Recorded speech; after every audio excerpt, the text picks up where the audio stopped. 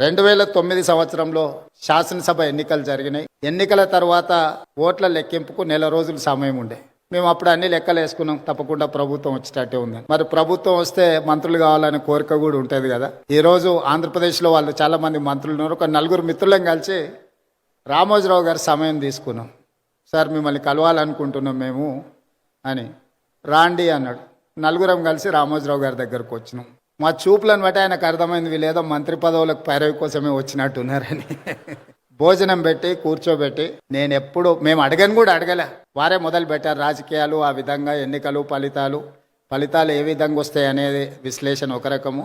నేను ఇప్పటివరకు ఎప్పుడు చంద్రబాబు నాయుడు గారికి నేను ఎవ్వరికి మంత్రి పదవి ఇవ్వాలని చెప్పలేదు. నా దగ్గరికి ఎవరు వచ్చినా మంత్రుల కంటే కూడా ఎమ్మెల్యేలకు బాగా రాణిస్తారని నేను సూచన చేస్తూ ఉంటాను. వారు మాకు అంటే మా మనసులో ఉన్న మాటను గుర్తించి మంత్రివర్గం అంతా చంద్రబాబు నాయుడు గారు, రామోజీరావు గారు చిట్టి పంపిస్తారు, చంద్రబాబు నాయుడు సార్ మంత్రివర్గాన్ని ఏర్పాటు చేస్తాడని బయట చర్చ జరుగుతుండేది. సరే రామోజీరావు గారు మా నలుగురిలో ఎవరికో ఒక్కరికైనా తప్పకుండా చెప్తాడు అనుకొని మేము వచ్చినాము. వారు రాజకీయ నాయకులకు కానీ ప్రభుత్వంలో కానీ ఇలాంటి సూచనలు ఎప్పుడు నేను చేయను. మీరు కష్టపడి పని చేయండి. మీరు మంచి చేస్తే తప్పకుండా నా పత్రికలో స్థానం ఉంటుంది.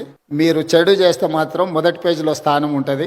మీరు ఏది కావాలనో కోరుకోండి అని చెప్పి మంచి భోజనం పెట్టి రామోజీరావు గారు మంచి హోస్ట్. ముఖ్యమంత్రిగా వచ్చినప్పుడైనా ఏదైనా పనుల విషయంలో ప్రస్తావిస్తారేమో నేను అనుకున్న. వారు ఏం మాట్లాడలేదు. వారు చెప్పిండ్రు ఇది నా బాధ్యత, ఎందుకు సార్ రెస్ట్ తీసుకోవచ్చు కదంటే, నిత్యం నాకు ఈ పనిలోనే ఒక సంతృప్తి ఉంటుంది. ఆ డేటా అంటే మ్యాటర్ని కూడా వారు రౌండప్ చేసి పెట్టి అందులో ఏం తప్పులు ఉన్నాయో కూడా మార్క్ చేసి పెట్టి వారి టేబుల్ మీద కనిపించింది. అంత నిబద్ధతతోని వారు పనిచేసిండ్రు కాబట్టే ఇంత గొప్ప సంస్థను నిర్మించగలిగినరు. రామోజీ అనేది ఒక పేరు కాదు, ఒక బ్రాండ్.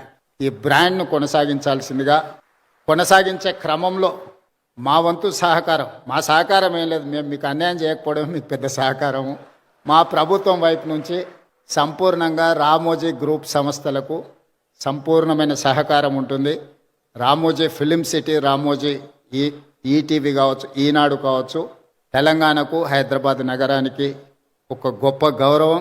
అదేవిధంగా పెద్దలు వెంకయ్యనాయుడు గారు, ఎన్వి రమణ గారు సూచన చేసారు తెలుగు భాష గురించి. తప్పకుండా మేము ఈ మధ్యకాలంలో ప్రభుత్వం ఇస్తున్న జీవోలు మిగతా వాటిని తెలుగులోనే ఇస్తా ఉన్నాం. ఈనాడు ఉపరాష్ట్రపతిగా వారు బాధ్యతలు తీసుకున్నారు. ఆనాడు ఉపరాష్ట్రపతిగా వెంకయ్య నాయుడు గారు తెలుగు రాష్ట్రాలకు సంబంధించిన సమస్యల్ని పరిష్కరించడంలో, కేంద్ర ప్రభుత్వం ఇచ్చిన హామీలను అమలు చేయించడంలో నిరంతరం వారు ముఖ్యమంత్రులతో సమన్వయం చేసుకొని అధికారులను, మంత్రులను కూడా పిలిపించి ఆనాడు ఉపరాష్ట్రపతిగా వెంకయ్య నాయుడు గారు ఈ తెలుగు రాష్ట్రాలకు సహకరించారు.